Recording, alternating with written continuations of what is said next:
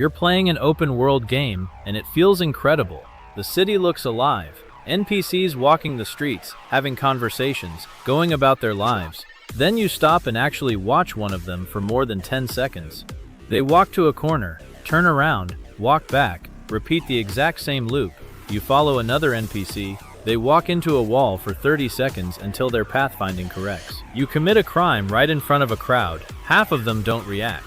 The ones that do all crouch in the exact same animation and yell the exact same line. The illusion shatters instantly. Suddenly, you're not in a living city anymore. You're in a beautiful facade with nothing behind it. And we've all just accepted this as normal. I've been that guy who spent 20 minutes following a random NPC just to see what they do. And every single time, the illusion broke. They looped, they reset, they forgot I existed.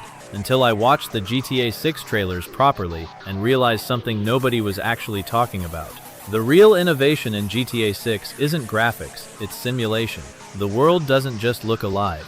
It actually is alive. And once I show you what to look for, every other open-world game is going to feel fundamentally broken after this. Before I show you the solution, you need to understand why this problem has been impossible to solve until now. Open worlds have always been beautiful facades with nothing behind them. They're theater. Everyone's following a script, and the moment you go off script by actually testing the systems, the performance falls apart. NPCs only exist when you're looking at them. Walk away and come back. They've despawned and respawned as different people. Systems reset the moment you leave an area. Commit a crime, drive 3 blocks away, everything's forgotten. Reactions are programmed rather than simulated. Every NPC responds identically because they're executing the same code, not making decisions. This has been unsolvable for real technical reasons. The computational cost of simulating an entire world simultaneously is enormous. Memory limitations prevent tracking persistent states for thousands of NPCs. AI complexity scales exponentially when you give agents real freedom. So the industry developed a workaround: smoke and mirrors.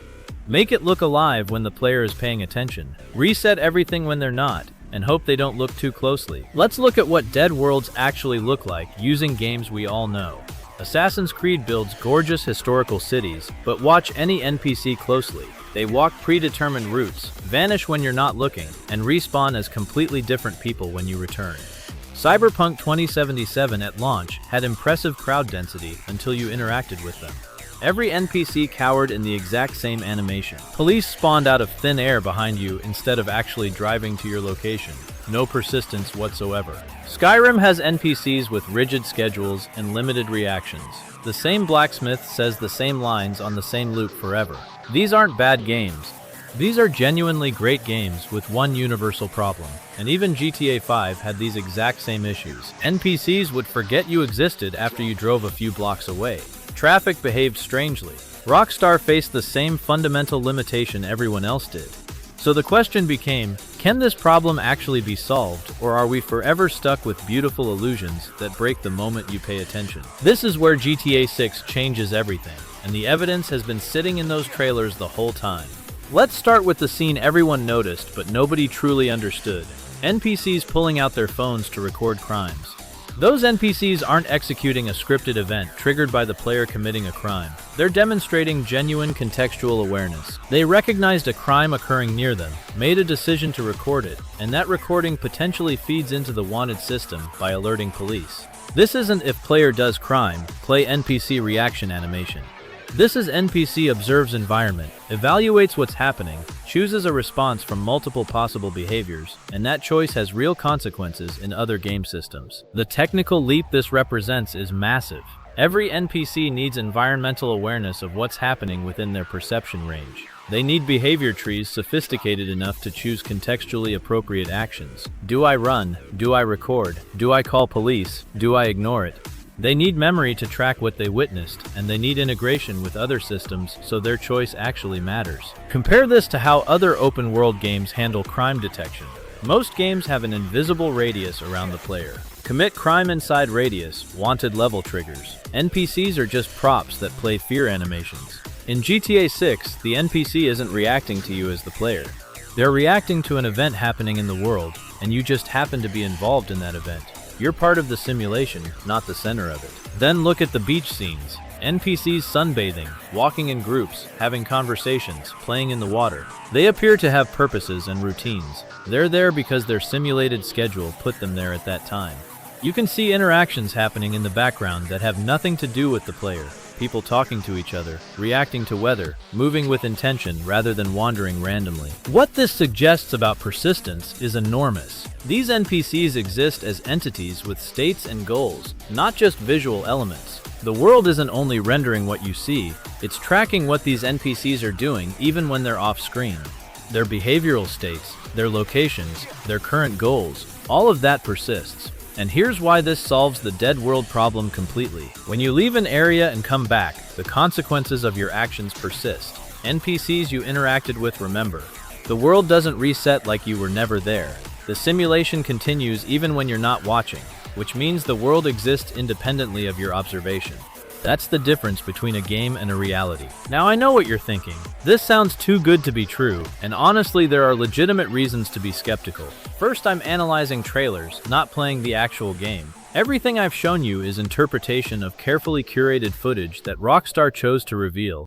These could be best-case scenarios, not representative of typical gameplay. Second, true full-world simulation where every single NPC is a completely autonomous agent making complex decisions simultaneously is still computationally impossible. There will absolutely be compromises and shortcuts even in GTA 6. The question isn't whether it's perfect.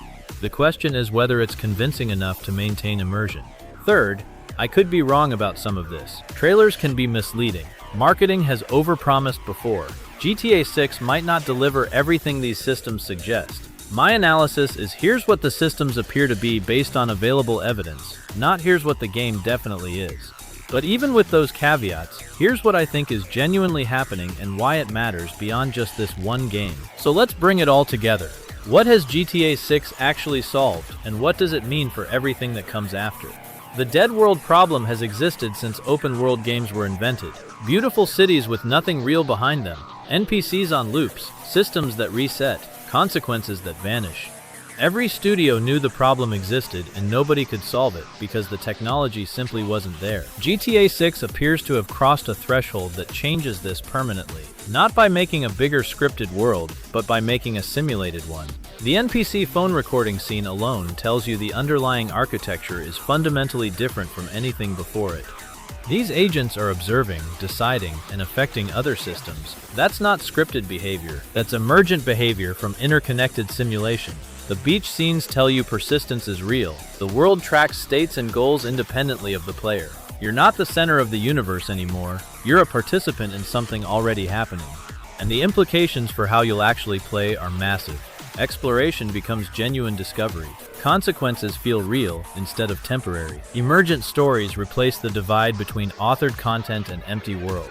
You'll have experiences no other player has because the simulation generated them dynamically. Here's what we actually learned today. Open world games have been beautiful lies since the beginning, and we accepted it because we had no alternative.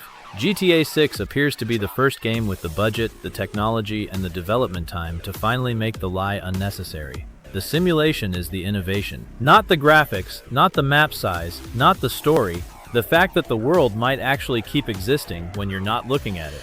That's the revolution nobody is talking about loudly enough. Is GTA 6 going to be perfect? No. Will there be moments where the illusion still breaks? Probably. But if Rockstar delivers even 70% of what these systems suggest, the bar for open world games just moved permanently, and every other studio is going to feel that pressure immediately. The dead world era of open world gaming might finally be over. And honestly, after 20 years of beautiful facades, it's about time. So here's what I want to know from you. When you play an open world game, what's the moment the illusion breaks for you?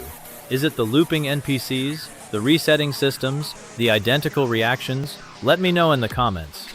And if this changed how you see what GTA 6 is actually building, subscribe, because next video I'm breaking down how GTA 6's wanted system appears to have been completely rebuilt from the ground up. And it's even more impressive than the NPC simulation.